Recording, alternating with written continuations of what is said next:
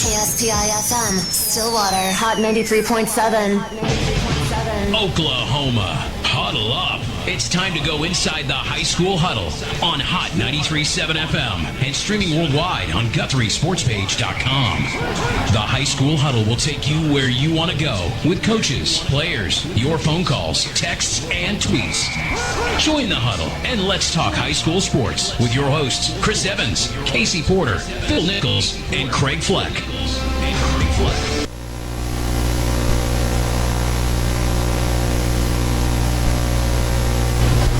It is week 7 of the high school football season. Glad to have you on board here at Stacy's Place in beautiful downtown Guthrie. It is the high school huddle presented by F&M Bank. I can hear in my ears. It's just I can hear myself.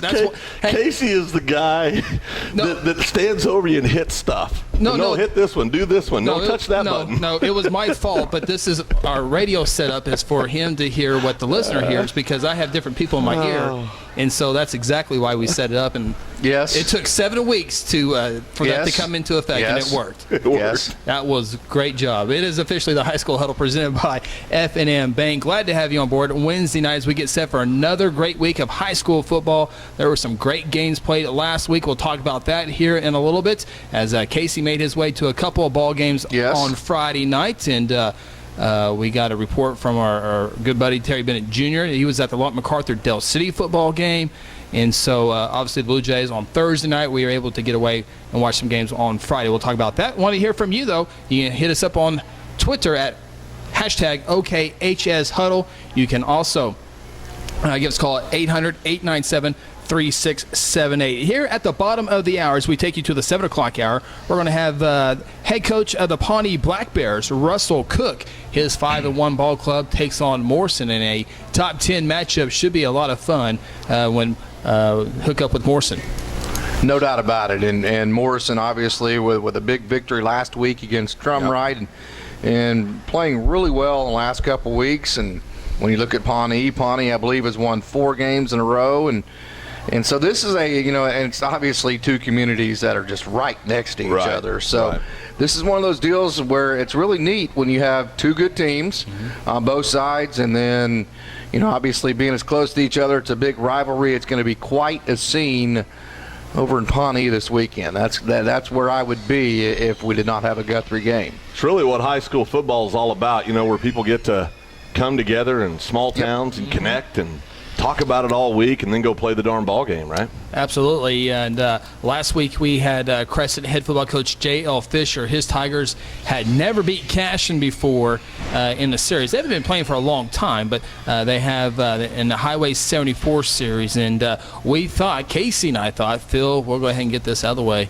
You had this game picked. But Cashion goes on the road and wins 16-13 and has never failed to the Crescent Tigers. Wow. As Cashion still without their starting quarterback, Matt Harmon. But Casey, you were actually able to make that game. You were at another game, but you were at that game as Cashion won 16-13. Yeah, and it was 13-8 at halftime. Crescent had the lead. Crescent did not score in the second half. Cashion got the ball first, didn't score their first possession, but got the field position and then finally scored on the second one over in the north and the east end zone. Crescent had several opportunities after that with the football, played very good defense, and actually on a third down play from about the 25-yard line had a throwback screen to an H-back, and it was a wide open.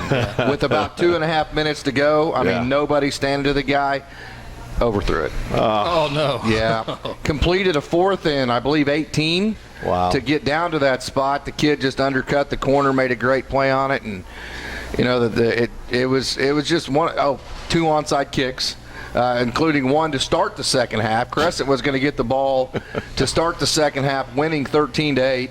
Onside kick, Cashion gets it. That's what started the field position battle at that point, and Crescent couldn't come through in the end. And to be honest with you, it was disappointing to see Crescent faithful who have had so much heartbreak in that series throughout the years. It was disappointing for me to see that scene and see them walk off, because I've done it so many times as an OSU fan in the OU series. I know that feeling, and from a human perspective, it broke my heart to see that. That's what you got to be wondering, what these kids from Crescent are saying. Man, if there ever was a year, this was the year. Yep. And they got to feel a little bit snake bitten. I mean, they've taken some.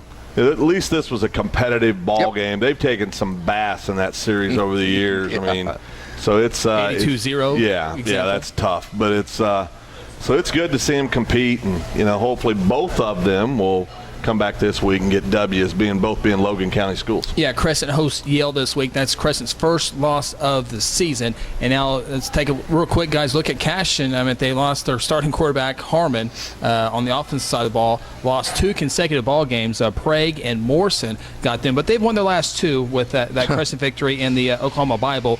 They got Yale this week, but Matt Harmon's a week closer. I'm not sure if it's going to be week 10 or playoff time. Playoff is what I talked to a gentleman close to the program, and he said they're saying week 1 of the playoffs he'll be 100% and ready to roll. Yeah. Now, whether he'll be 100%, who knows? But he's going to be good enough to be better than it. He'll be the best football player on the field every game he's in on the rest of the season. And it's a Yale team that obviously is still building. Yeah. But it's a Yale team that has already won 3 games this year, which I believe is 2 games more than they won an entire last year. Don't quote me. I think that's true.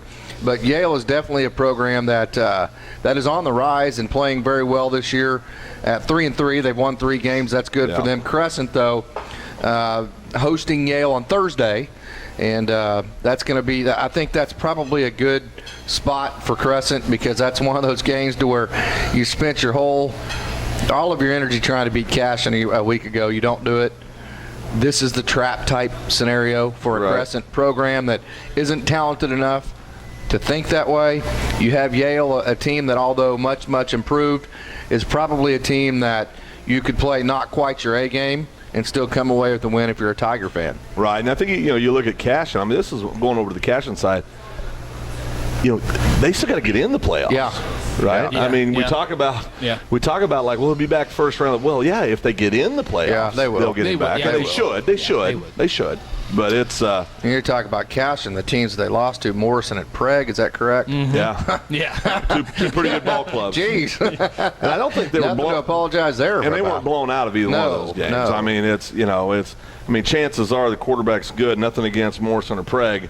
Cashion's probably sitting there 6-0 right now, right? Is it time for predictions? Not yet. No. I'm ready whenever you are. Let's get it on. Real quick, a Class 3A score before we go to some of the larger classes. Cushing wins their 4th consecutive ball game. They dominated Shakota 40-7. The Tigers now have won 4 consecutive ball games. They're 6-1 overall. Their only hiccup against a very talented Berry Hill ball club. Yeah, Berry Hill is one of those not metro schools, but one of those schools that's on the fringe of the Tulsa Metro that you think of always having really, really good athletes. Yeah. You know who the most famous person to either grow up or work in Shakota is? Yes, I do. Who is that? Carrie Underwood. No. Jason Turk. Oh, Jason Turk. Oh. Former point guard for OSU basketball. Absolutely. I'm just going to go ahead and tell you right now, Carrie Underwood's more famous than Jason Turk. Okay. I don't know what rock you're living under, but I know you're a big O State fan, but I think we can all agree here at this table. I live underneath the rock that rolled down the hill that Prue's at the top of. Wow. Come on now. Carrie Underwood, all I got to say, 7:22 Sunday nights. And we should not ever mention her name again without standing at attention. Go ahead. Goodness. We'll jump up real quickly to heck of a singer. Great singer. Great singer. Well, what were you thinking of? Voice. Yeah, Voice. Absolutely. Class 5A, boy, there were some great games, especially 5A1, as the top 4 teams were up against each other. And Lott MacArthur in overtime needs a field goal to take down Del City. And I was following it on Twitter. I wasn't able to be there. We always hear about the other schools. Lott MacArthur kind of a little bit down in the state. Don't get to see them as much, but everything we hear about them sounds like it came true. Lott Mac did not have their quarterback that they, the quarterback that they played, the big 6'3" kid, 6'2", 6'3" kid that you saw in the early weeks for Lott Mac did not play Friday night against Del City.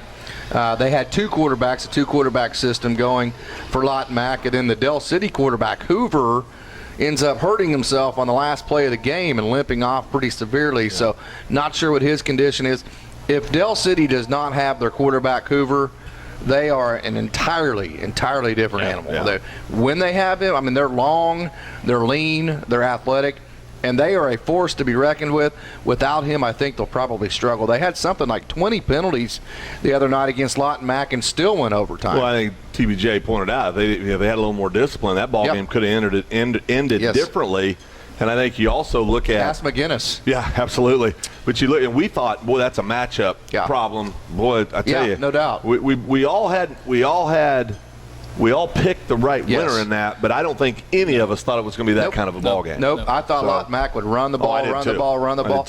You know, Lawton Mack's a lot more diversified than people. You know, when you think of Lawton Mack, I can't get it out of my head. You continue to think rockets. Right. You think power plays off the rocket. Right. You think pop plays. Yeah. They're way more diversified now as far as throwing the ball and running different types of things than they ever have been. I'll back you up, partner. Mack threw it 22 times. They're 16 for 22, 171 yards in the air, 151 on the ground. Very balanced. Having said that, against a Del City team that I think is susceptible to the run, I don't think that was probably the best way to attack that Del City defense. I think if they'd have lined up and went big on big and just ran it down the field, I think they probably would have had a little more success. But I believe Tim Thomas is the Lawton Mack running back's name, the little jitterbug guy.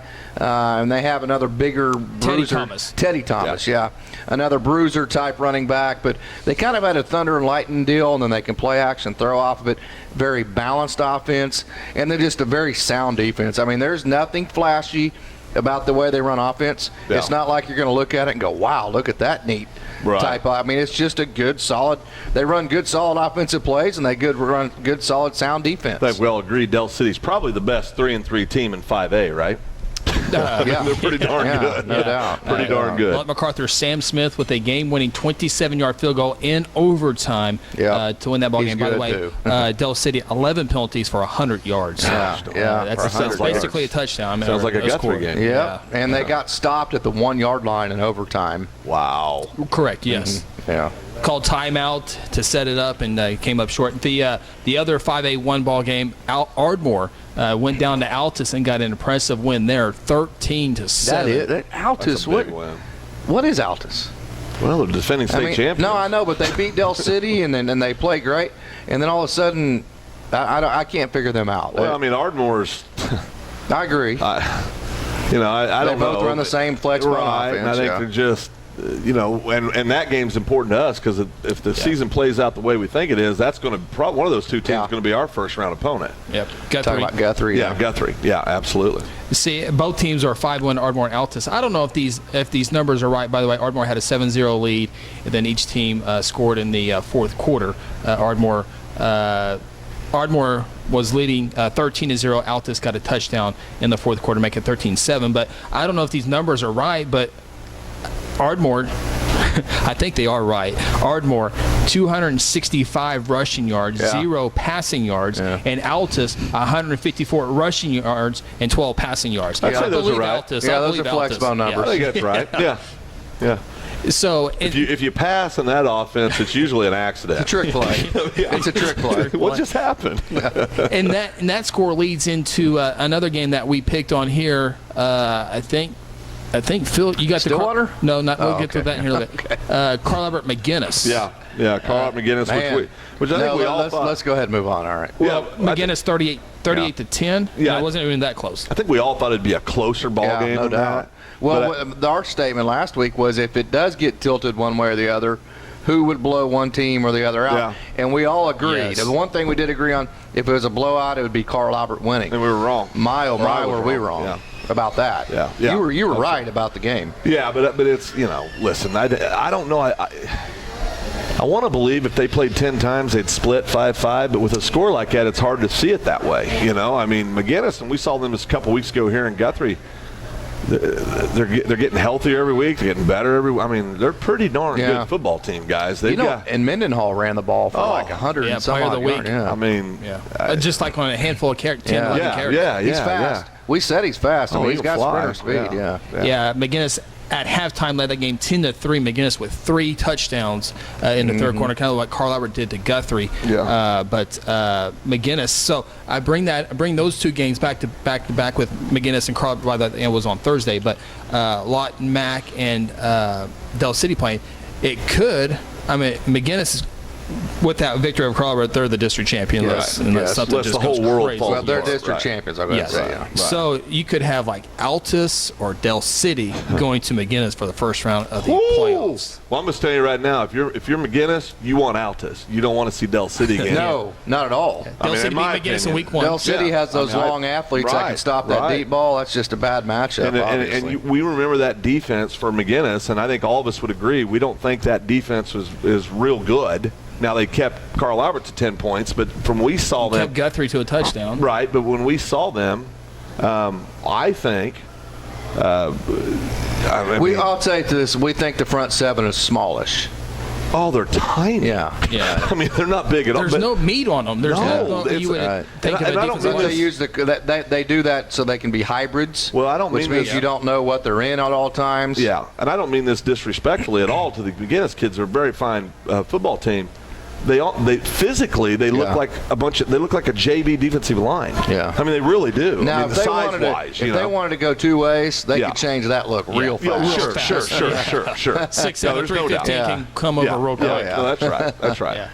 Which they might have Friday. We don't know. Yeah. Well, McGinnis got a little bit of some more bad news a little bit as well. Matt Chancellor likely out until at earliest week 10, which McGinnis is not going to need him for the rest of the regular season. Their schedules. The kid. I think it's probably good for them because just go ahead and sit them down, let them get healthy, as opposed to trying to trot them out there and continuing to aggravate things. Because we saw him here in Guthrie, he wasn't full speed. No, not even close. No. Yeah, they threw it to him. I think the first or second play of the game. Yeah. And that's the last time I. And he's a dynamite receiver, man. Yeah.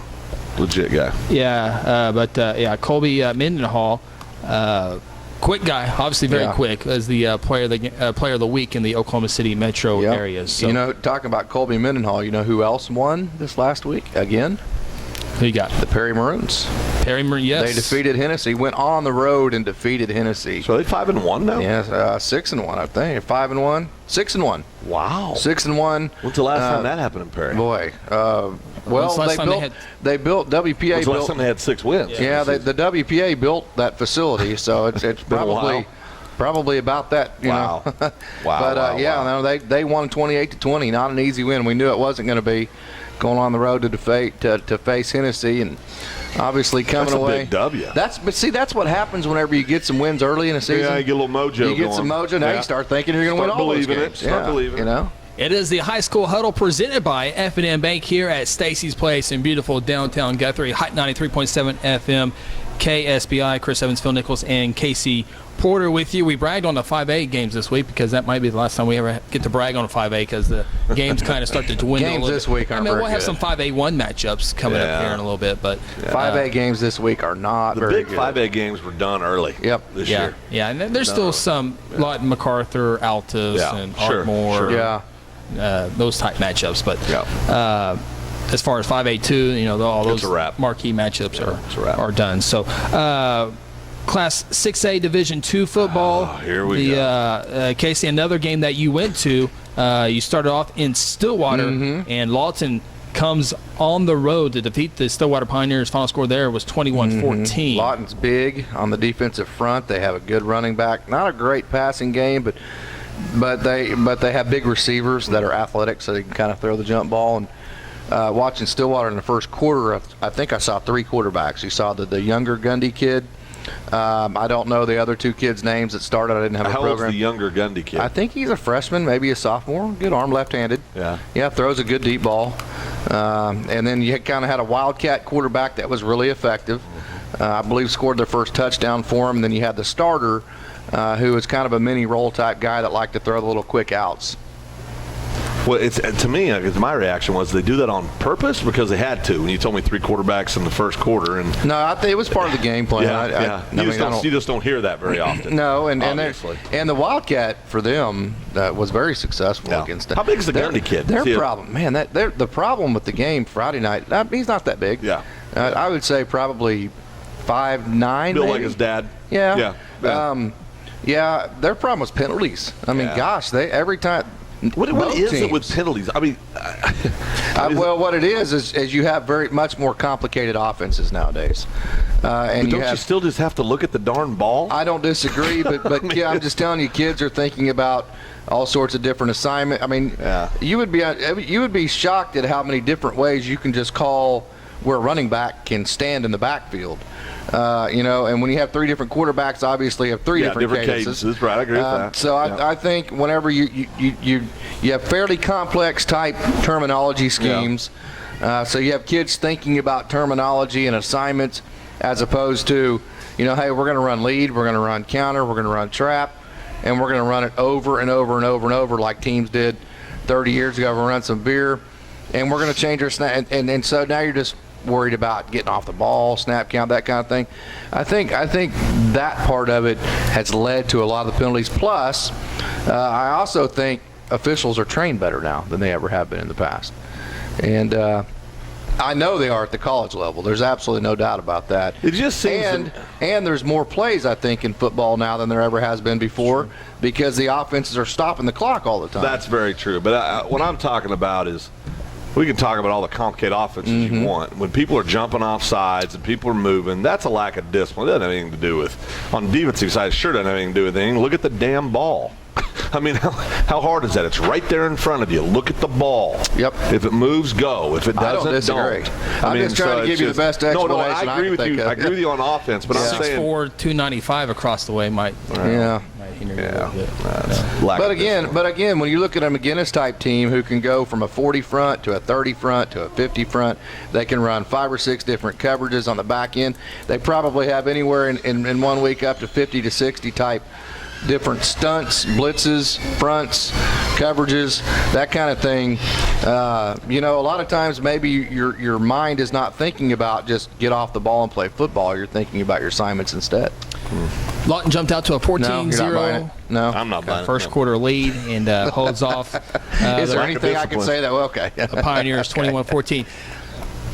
If you're the head football coach at Stillwater and you have Mike Gundy, do you ever maybe bounce some things off? No. No? No. Don't go there? No. Just like a parent, like a normal parent? No. I was just curious. Don't even make eye contact with him. Nope. No? Nope. You don't get... Well, number one, because he's wearing that mullet right now, and that should be outlawed. But, no, seriously, though. It depends on if Mike Gundy has offered a service. Right, and I think that's the whole... What kind of dad is he? And what I mean by that is not what kind of... That came out wrong. What kind of... Is he the helicopter dad, which I don't think he is. Or is he the dad that just... he's not. Yeah. Right. Or is he just the dad that just chills and is there to support his kid and love his kid? And I have a feeling that's who he is. Or does he even have time to be at most of the games? You know what I mean? Well, I don't know. I tell you what. But if you're on the road, sure. But you talk to people over there, and they seem like Coach Gundy and his wife are very, very active in their kids' lives. Whether it's, I think they have some kids in ag. I think one of his boys is in ag and was showing something last year, I believe, or just different things. I mean, that's a cool thing. But I don't know, because usually it's the other way around. You're worried about dads hovering with the high school coach. Right. So the thing high school and college is so different that I'm not sure anything that OSU does is even going to, because they make so many minor adjustments at the college level based on a front or based on a particular coverage on the back end or based on a down or distance that they have scouted out, that I'm not sure that you can put a shell or a blanket over it and translate that to a high school setting and make it work that well. Yeah. Some other games in 6A Division II, Deer Creek traveled to Enid, and it got handed to them 45-17. Enid continues to scored 17. Get some win. Sorry, I say that out loud. Enid Plainsman now 3-2 on the year. Deer Creek falls to 1-5 on the year. Say that one more time, Chris. I didn't hear that. Deer Creek's 1-5 on the year. This is their first year in 6A. When are you going to get over that? Never. Okay. Never. Just asking. Not going to curious. Bixby, fresh off a loss, take down Sapulpa 62-17. We'll get that here in just a little bit. Oh, boy. And really, that's... Oh, Bixby lost again? No. They took down Sapulpa. Oh, they won. Okay. No, they lost last week or the week before. Last week. Here we go. Of course, the game that everybody in the state of Oklahoma had highlighted as the games of the week was the Muskogee Ruffers traveling to Booker T. Washington. Chris's boyfriend. And Go it ahead. really wasn't even close as Muskogee defeats Booker T. Washington. Final score there, 23-6.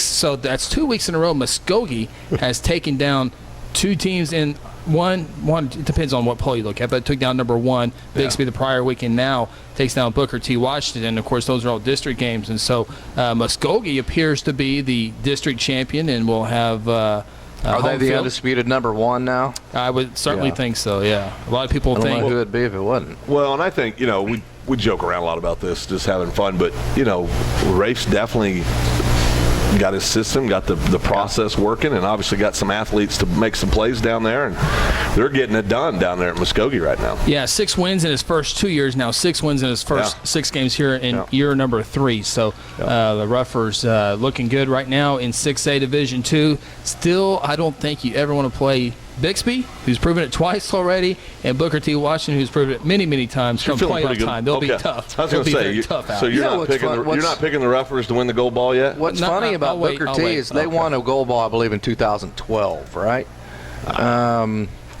Maybe 10, somewhere in that area. Yeah. But when they won that gold ball, they hadn't won one since like 1985. Correct. I mean, it had been over 20 years. Well, they got one hand. I got a victory handed to them in 2009, but that's a whole nother 2008.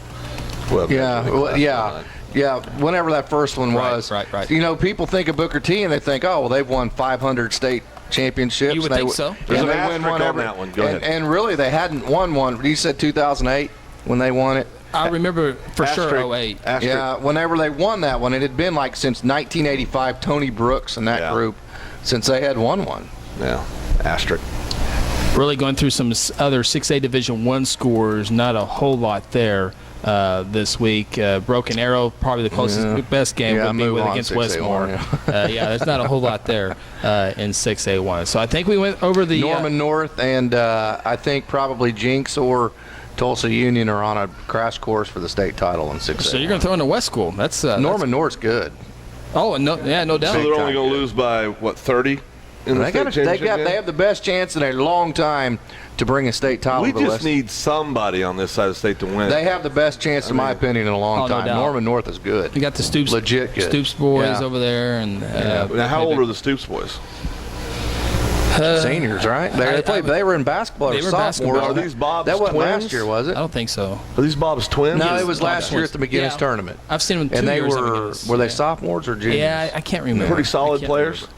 Yeah, good kids. What are they, Point guard type. What do they play in football? Safety, probably. I know one Just look receiver, at their body type, kick return, punt return type deal. So Drake that type of body. Yeah. I'm trying to see how the PTD. The PT Deers? I know Blackwell. Blackwell lost one to Mount St. Mary. What is PTD? 2A? 3A, right? 3A, okay. Prague took down Little Axe 43-14. I'm still getting used to Cushion being in 3A. Yeah. So you think 4A, don't you? Yeah, absolutely. Yeah. Kingfisher took down Chandler 41-7. No surprise there. Jones over McLeod 58-14. Douglas take down Bethel 37-7. That's another time I have a hard time. Douglas down to 3A. They've always been 4A. Always played in that District 1 with McGinnis and Guyman, all them before Guyman got too big for 4A. But Perkins has blazed 4A in baseball. Yeah. I'm trying to find them on the Yeah, me here. too. I haven't. I'm efforting. I've looked at 3A and 4A. Have not found them yet. Maybe they had the week off. Yeah, they must have. With week 0, you never know with that anymore. Yeah, that's a good point. That's a good point. We're up against our first break here on the High School Huddle presented by F&M Bank. We're going to dive into Pawnee football. As on the other side of this timeout, we'll have head coach Russell Cook talk about his big matchup this week with the Morrison Wildcats. Morrison coming off a victory as well. It's a big game. It is. We're also going to dissect some of the top games in the state of Oklahoma after that as well. But our opening timeout, this is the High School Huddle presented by F&M Bank. When you're hungry, here's a little trick. Jump in the car and head to Golden Chick. It's gotta be great and it's gotta be quick. You gotta get your tenders and chick. Golden Chick, for the best chicken, you know what to do. Golden Chick, sides and rolls made fresh for you. Golden Chick, just one bite and you'll forget the rest. The original and still the best. Golden Chick. F&M Bank is a neighborhood bank with 8 branches and 17 ATM locations across 4 counties in central Oklahoma. F&M Bank can help you with all of your personal, business, and agricultural banking needs, or simply add efficiency to your business. Check out F&M Bank with online and mobile banking at www.fmbankok.com or download their app and have all of their services in the palm of your hand. F&M Bank is a neighbor you can count on. F&M Bank, member FDIC. F&M Bank, member John Vance here. I'd like to personally invite you to our Chrysler Dodge Jeep and Ram store in Guthrie. At the John Vance Auto Group, you'll always receive a comfortable buying experience and save a lot of money. As always, we're big supporters of Guthrie football. Go Blue Jays! John Vance Auto Group in Guthrie, only 10 minutes north of Edmond, exit 153, or visit us online at vanceautogroup.com, where it's comfortable to buy a truck. When it comes to Guthrie Blue Jay Athletics, Hayes Funeral Home is a proud supporter from the first game all the way to the championship game. Along with many years of experience in funeral service, the Hayes family brings compassion and professional service during difficult times. Owners Chuck and Lynette Hayes take pride in providing families and their loved ones quality care. Chuck and Lynette have not only supported families in the Guthrie area for countless years, but have supported Guthrie student athletes succeeding on the playing field and in the classroom. Hayes Funeral Home is located on the corner of Noble and Wentz, or simply give them a call at 405-282-3100. Welcome back to the High School Huddle. Join the huddle yourself and let us know your thoughts by calling our toll-free number at 1-800-897-3678. Don't have time to call? Send us a text at 405-973-8645 or simply tweet us by using the hashtag OKHSHuddle. Now let's get back in the huddle and talk high school sports. It is the High School Huddle presented by F&M Bank. So glad to have you on board. We come to you here in beautiful downtown Guthrie inside Stacy's Place, 111 West Harrison. Some of the best food you'll have here in town. One of the best spots here in the region. So if you're traveling through Enid, Stillwater, Edmond, all over the place. If you're coming through Pawnee, we've had a couple meals in Pawnee, Oklahoma. And Stacy's Place, anywhere from steak to salads to appetizers to desserts, Phil, it's big time. Well, walking out today, saw a good friend of ours from Cashin. He was heading out. His daughter's having a birthday party tonight, and he came in and Stacy had made a custom cake for him. It was gorgeous cake. It was one of those cakes you really don't want to eat because it looks so darn pretty. As I've said before, we had Stacy do our son Jacob and our beautiful daughter-in-law Hannah's wedding this summer, and the cake was amazing tasting, but it was awful fun to look at too. Absolutely. Absolutely. Or the cake that we affectionately now refer to as the wedding cake. The wedding cake. The wedding cake. Yeah. We'll move right along here on the High School Huddle presented by F&M Bank. We're now joined by the head football coach of the Pawnee Black Bears. They are 5-1. It is head coach Russell Cook. Coach, so glad you can join us here tonight. Hey, guys. How's it going? Doing fantastic, Coach. Glad you can join us. Boy, the Black Bears playing some good football right now. Looks like playing some great defense this year, off to a good start, including 4 games in a row. Yeah, the kids have really played hard this year, and our defense is led by junior captain Cody Leading Fox. He gets us all lined up, and they've been playing really well. Well, in looking at your schedule, Coach, obviously you've won the 4 in a row. You're 5-1. You won your first game of the year against Woodland. That's always a huge game between those two teams. Morrison's obviously a huge game, too, with the proximity and how close the two communities are. So talk about the rivalry both with Woodland that you started the season off with and now this week that you have with Morrison. We really have a great football tradition right here in Pawnee, and Woodland and Hominy and Morrison all within about 20 miles of Pawnee. They make for great rivalry games and great Friday night football. So, we started off the year with Woodland and we won 38-8. They're coached by A.D. Scott, who's a former alum. So he's a really good coach, and he's doing a good job up there in Woodland. And then you go Scott Harmon game 2 versus Hominy, and Scott Harmon won a state championship right here in Pawnee. So. Scott's a good coach, and Ed Green's a good coach, and those guys kind of like to take it to us whenever they can. And then you got this week, another about 20 miles away is Morrison coming to town Friday night, and they have a really good coach named Corey Bells, and Corey and I go way back, and we're pretty good friends, and we're going to come and try to whoop up on each other come this Friday. and it makes for a great Friday night atmosphere. And you mentioned Scott Harmon and how he won a state title at Pawnee when he had Grant Jones and all those crews that were so good and all the Cheathams. And then you mentioned Ed Green, and I'm glad you mentioned him, Coach, because long time Pawnee coach and very, very well respected in that area. Kind of talk about him and the job he's done throughout the years. Ed Green was my defensive coordinator when I was growing up, and I stole quite a bit of defensive stuff that we do today from Ed. He's a 4-2 or a 4-4 split guy, and we base out of the 4-2 cover 3 just like him. We've kind of transitioned down to a walk down in out of a 5-man front most of the time, but Ed's a great guy and a mentor of mine, ever since I was a young kid. And you talk about having mentors and Ed Green and all these guys and state titles in Pawnee. Obviously, both basketball and football, very tradition-rich, the Black Bears are, Pawnee High School. Talk about what it's like being the head coach of such a tradition-rich program. We came in and there was high expectations to kind of get the culture turned back around to the tradition that we were used to.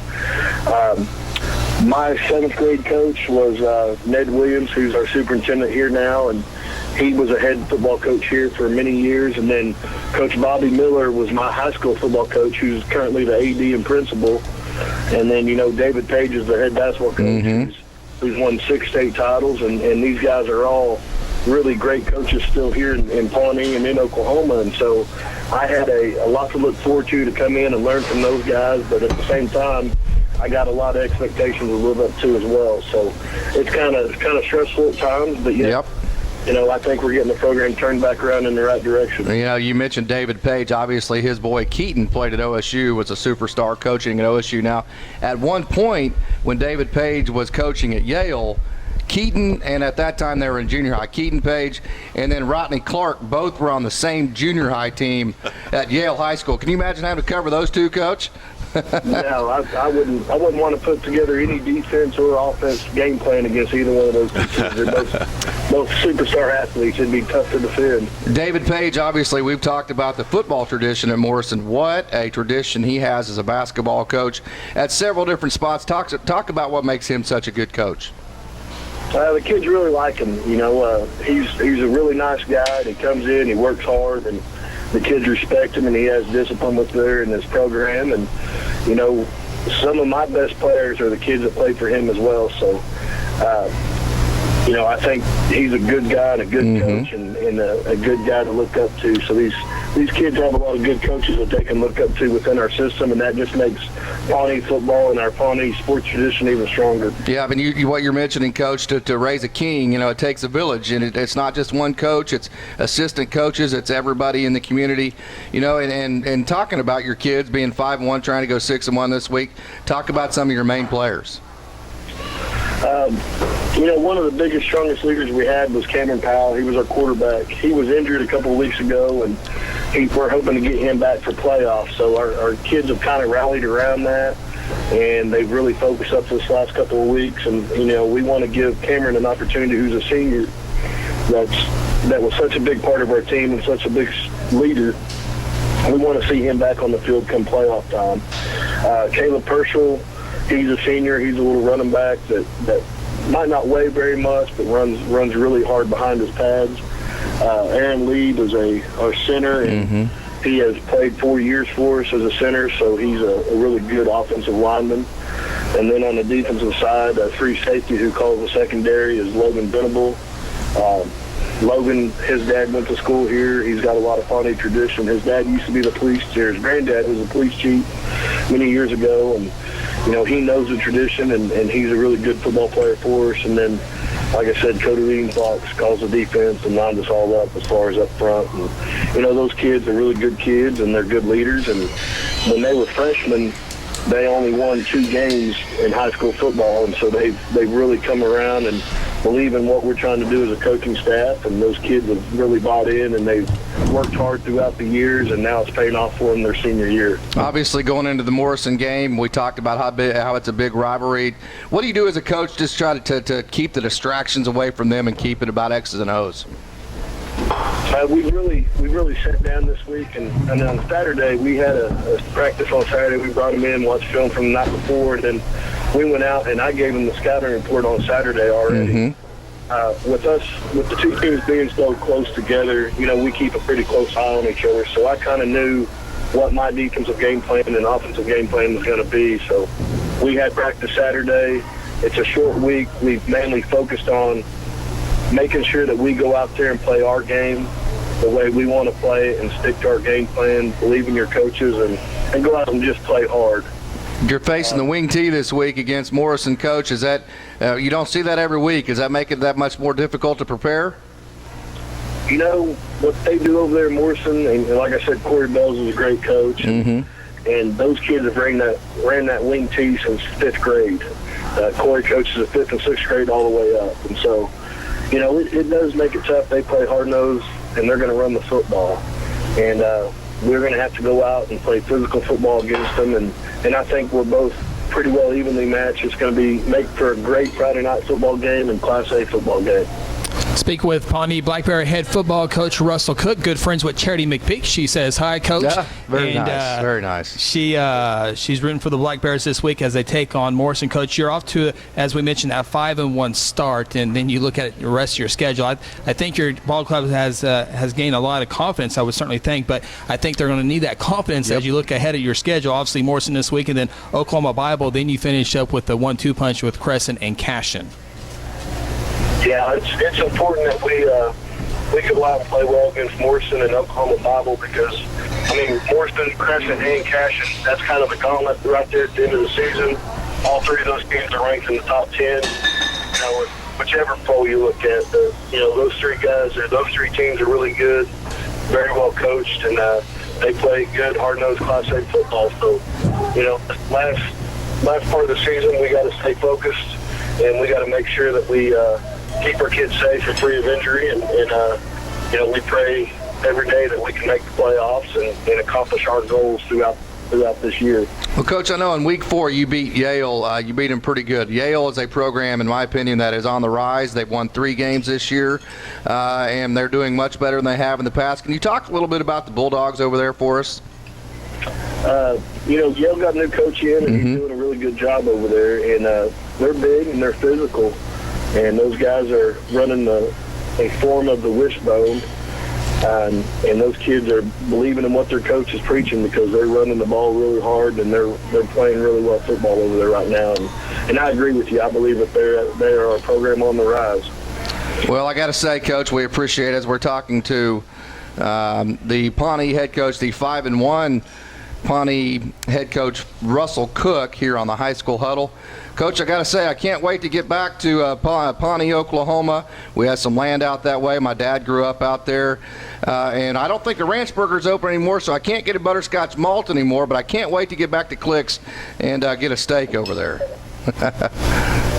Yeah, we're actually having a pregame meal tonight, and Clicks and Armstrong Bank donated that food for us. And, it's nice to live in a smaller community where we have good supporters like that help out our football team any way they can. Yeah, one of the few towns that are left that actually has a town square. And over 4th of July, I don't know if they do it anymore, but several years ago when I was in college, we'd go every year.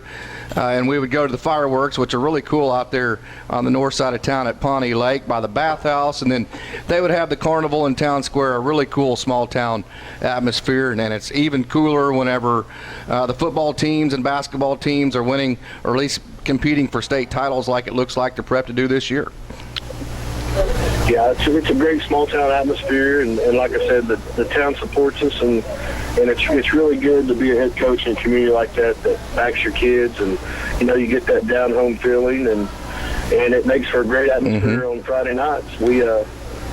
We usually cook out and grill out there and in the south end zone and across the road, so it's a great football atmosphere, and these kids are really lucky to grow up in this type of community.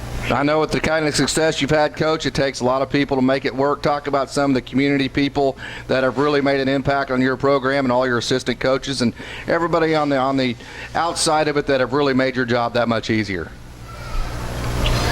Yeah, I have my assistant coach is Coach Page's assistant coach, Coach Brock, and Coach Kendall's, his name is Daniel Kendall.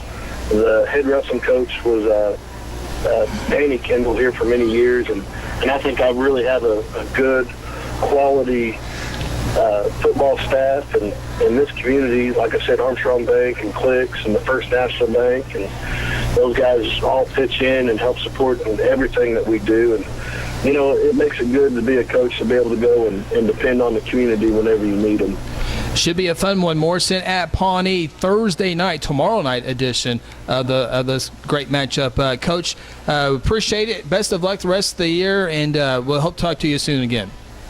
I appreciate you guys. Thank you. Head coach Russell Cook of the Pawnee Black Bears joining us here on the High School Huddle presented by F&M Bank, and the names are escaping me. The stud running backs. Grant Jones, yes. Yeah.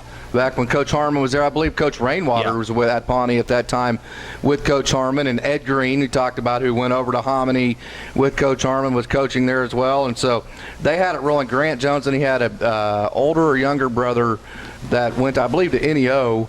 And so, yeah, they really had it rolling. They had the Cheathams coming through. You know, they had Keaton Page winning basketball state titles and setting records. Yeah, man. Not that they're not great now, but boy, about 10 years ago, they really had it rocking and looking to kind of you know, as Coach Cook said, just kind of trying to change that culture back to the way it was 10 years or so ago. Morrison, Oklahoma Bible, Crescent, and Cashion. That's better win next week because you have some tough games coming up. Yeah. But, you know, he mentioned Eddie Scott at Woodland. Eddie Scott, obviously an outstanding coach. We got to experience that firsthand here at Guthrie. Did a wonderful job, I believe. He was a position coach. Was he defensive or offensive line? Defensive line, yeah. Did a great job here, so we're very familiar with him. Woodland struggling a touch this year, 1-5, but I guarantee you Coach Scott's a wonderful coach, and he will get that program turned around. When you get Fairfax and you get a solid group of kids, that's a community that really turns out, loves their football, combined with obviously Ralston to make the school of Woodland. So that's a program that'll turn back around. But I love that little area and all the rivalries in that area. It's great football, great sports. Luke in our Stillwater studio says, "Go Bears!" Go Bears! A big Bear Outstanding. Fan. So that is one of many games we're going to talk about in our next segment as we come up. This is our final timeout. Come back and look at some of the big games across the state of Oklahoma here in Week 7 of the high school football season. Timeout from Stacy's Place. This is the High School Huddle presented by F&M Bank. I'm Mike Gundy, head football coach of the Oklahoma State Cowboys. Respect of the opponent, spectators, coaches, and officials is necessary at all levels of athletics and activity programs. Your conduct is a reflection of you, your community, and your school. Sportsmanship is everyone's responsibility. Do the right thing. Yeah, there's a direct link. F&M Bank is a neighborhood bank. 8 branches and 17 ATM locations across 4 counties in central Oklahoma. F&M Bank can help you with all of your personal, business, and agricultural banking needs, or simply add efficiency to your business. Check out F&M Bank with online and mobile banking at www.fmbankok.com or download their app and have all of their services in the palm of your hand. F&M Bank is a neighbor you can count on. F&M Bank, member FDIC.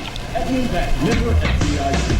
Terrible freak. Welcome back to the High School Huddle. Join the huddle yourself and let us know your thoughts by calling our toll-free number at 1-800-897-3678. Don't have time to call? Send us a text at 405-973-8645 or simply tweet us by using the hashtag OKHSHuddle. Now let's get back in the huddle and talk high school sports. Final segment of the High School Huddle presented by F&M Bank here on Hot 93.7 FM KSBI. Phil Nichols, Casey Porter. I'm Chris Evans along with Luke back in our Stillwater studio. So glad to have you on a Wednesday evening. As you heard in our previous segment, football kicking off tomorrow night in a big way. Morrison and Pawnee and another big ball game. Are we going? You alluded to Thursday night football. I would have to check the schedule. Who's driving? Where is it? That's it's in Pawnee. It's in Pawnee, yeah. That'd be a fun game. Heck yeah, it would be. I need to get our passes. I hate to pay to get in. Don't have my pass. It's not the playoffs yet. Oh, you got your pass? Oh, yeah, that's right. Well, I have a playoff or OCA pass. Yes. It worked at Stillwater. Let's get a hold of it. Hey, by the way, when I went to the Stillwater game Friday, guess who was working for the Lions Club that actually told me where to park? Lives in Stillwater now, longtime coach in Guthrie. Charles Crooks. Charles Crooks. Yeah. Really? Yeah, really cool. It was really. He didn't great. recognize me because I wasn't going to bother him because he was busy trying. Charles was a very active Lion here in Guthrie before they moved up there. Yep. Yeah, and I parked on the north side, obviously, and sat on the visitor side because I didn't want to mess with that big homecoming hoopla and all that kind of stuff, and it's kind of crowded over there. And so they have Lions Club people. Talk, interact with human beings Yeah, that you that's grew up true. with or knew. Yeah, and so he was the one that was directing all the traffic. Kind of neat to see him. Good man. Yeah, must not have been no OSU basketball practice. No, Men's or women's, so he'd he's been in there. all of them. Yeah, he would have been there. So even in the worst of years. Absolutely. Again, we bragged on the 5A games this week, and it might be a while until we get to brag on those. The 5A the games. matchup from last week. Oh, last week. last week. I was going to say the matchups this week are not appealing to the eye. Now, when you look statewide, of course, a lot of eyes will be on that Union Norman North game. As Norman North trying to be I think they're the school on this west side trying to break that streak since 1995. Go T-Wolves. Yeah. Is all I got to say about that. Whitener Oolog on the other side of the state, Hillsdale Metro Christian on the other side, Salford Plainview. Phil, who are you rooting for in that game? Who? Norman North. And Neither. I could care less. You're not rooting for the west side in 6A? Why? I mean, Jinx or Union's going to win the state title again. Okay. I mean, I'm just telling you right now, they can lock that down. Well, what if Norman North wins and they force them to play each other in the semis? So you want that, don't you? No, let me be clear. I want Norman North to win. You don't want Norman North to have to play both of them in the playoffs. Right, and I'd like for the Norman North to win the state title. Yeah, okay. That's what I just don't think it's going to happen. Well, if you want to do that, then you need to root for them this week because that'll make their path a lot easier. Absolutely. Class 3A ball game, number 10, Prague at number 1, Jones. Jones still rocking and rolling, 7-0. You know, you mentioned Cushing being 3A. I for some reason, I can't get it through my mind of Prague being 3A. I still think of him as a Class A, 2A. Haven't they been 3A? No, they probably have. I don't know. I just never I don't think. know. I'm asking. I don't. Man, I just never think of Prague as being 3A. That just seems big to me. Right. You know, because Stroud and Chandler's what, 2A in football? And Stroud's 3A. Class A.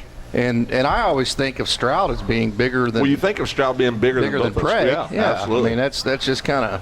I don't know. That mind bends me, I guess, a little bit. Battle of the It's easy to do, undefeateds though. in Class 2A. The Longhorns of Chisholm, 6-0, 3-0, going to. Are they going? Yes, they're going to number 3, Minko, also 6-0, 3-0. Yeah, Minko, obviously, one of those schools to where, there's a lot of people. And then Minko's a small town, but in that area down there kind of west and south of Oklahoma City, there's a lot of people that live in that area. So you never quite know what type of communities you might get or types of people you might have that might end up at that school district. So Minko is always a team that's reckoned with. And then Chisholm, don't they have Crescent Week 10? I think that's right, but we were talking about Crescent and all the big games they have remaining on their schedule. I think I'm right there, but Chisholm with some really big games backloaded on the back end of their schedule. Well, and it's this year, the smaller class schools, there's been some. They've really, I think, had more big games than the two larger classes. I mean, it's always fun to watch. 5A was kind of front loaded, right, especially on our side of the state. Right. Seems that way. Chris, I think you're thinking of Morrison or Pawnee. Yeah. Am I? Okay. Yeah. Stillwater Pioneers go to Choctaw with a 14-7 victory over Midwest City. How did that happen? Yeah. I have no idea. I have no answer. I'm asking you guys how that happened. I'm not going to be able to break down Choctaw for you. What about baseball? I can tell you some baseball. Oh boy, here we go. Oh, that would be the Hawk. That would be Hawk. Wasn't he at Midwest City? Shane Now Hawk, Choctaw? yes. Yeah, there you go. He pitched at OSU, left-handed pitcher, pitching professionally. Yeah. Cubbies good. The Cubbies win last night. Good Cubbies dude. did win. Oh, they can't. Only team since 1986 Mets to come back from 3 runs or more in the 9th inning to win. It cost me 2 hours of sleep. Yeah, I'm sure gonna did. enjoy this. But it was worth every minute of it, wasn't it? I was in Cubby mode, 5-2 in the ninth. Now, does your hat at least have dirt on it? Is your shirt at least 25 years old? Oh, okay, then I can live with you as a Cub You're fan. a lot older than that. My Sandberg shirt has the wrinkles in the Sandberg. letterings. There you go. Best second baseman all time. Is he? Well, Baez might have a chance by the end of the season. Did you say Chisholm played last week? Yes. I can't remember who right off the top of my head. Yeah. So we got Stillwater, Choctaw, Enid going to Lawton. Enid with the big victory over Deer Creek in a big way there. Who'd they beat last week? Enid? Deer Creek. Deer Creek. Okay. Yeah. It was really disappointing. Deer Creek scored 17. What is Deer Creek's record? 1-5. Okay. I kind of thought you might know. I'm not following that or anything. Oh, that's funny. Del City at Duncan. Chisholm right there. They're 2A. Chisholm 2A. Yeah. I had that completely wrong. Tuttle at Ada. Tonkawa. That's who they had last week. Chisholm and Tonkawa. And then Perry. Perry also has Chisholm coming up down the stretch.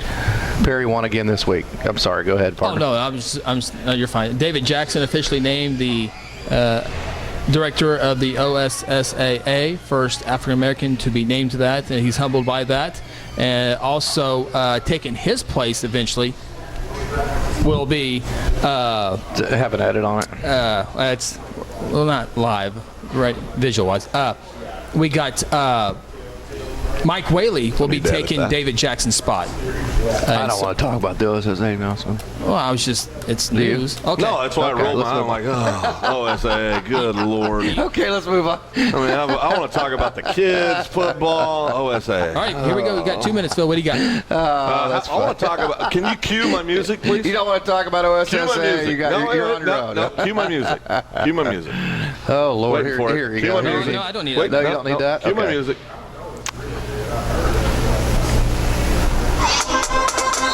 I want to talk about the Muskogee Roughers, the 6-0 Muskogee Roughers. Got the fight song music going on over here. Chris Evans has been right 2 weeks in a row.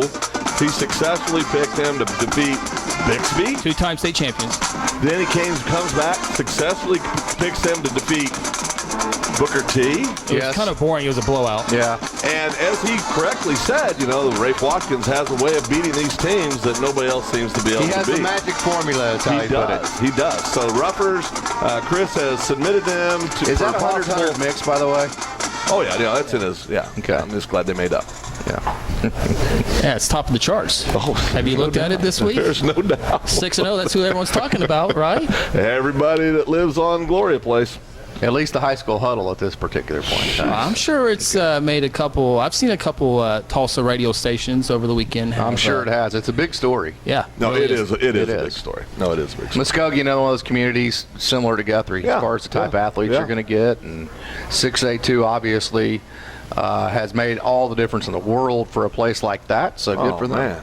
For all, they're capitalizing on it this year. It seems like others, because I still don't understand why Stillwater. I just don't get that. Yeah. It just drives me crazy. I saw some of the highlights in that Muskogee Booker T. Yeah. I know they got one kid for sure going to Texas Tech, but they had some good-looking athletes like they always have. Yeah. Who are you talking about? Muskogee. Yeah. They got one. I know for sure he's committed to Texas Tech. So I don't know outside of that. So anyway, we're up against the top of the hour. So we are. Is that a wrap? That is a wrap. No predictions this week? No predictions. No picks. Yeah, there's not really. Well, okay. Here we go. Morrison Pawnee. I'm Morrison. It's at Pawnee. Nah, I'm still Morrison. I'm going Morrison. Yeah. You want to, but now you want to go to the other side, so we have a different. What do we got on it? I know what you want. I know what dinner next week, right here. I have no comment. You would. I think I'm going Morrison. Yeah. I think I'm going Morrison. Yeah. All right. That'll do it. Hey, big thank you to Pawnee Black Bear head football coach Russell Cook. I hope turned it off. You know why Pawnee's called the Black Bears?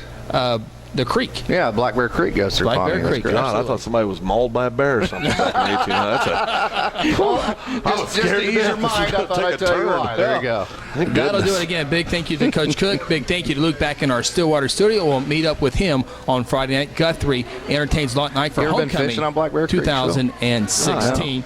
Our broadcast will be 7 o'clock on Friday with our pregame show beginning at 6:30. Is that a wrap? That is a wrap. For my partners, Phil Nichols, Casey Porter, I'm Chris Evans. We'll talk to you next week on the High School Huddle presented by F&M Bank. The High School Huddle on Hot 93.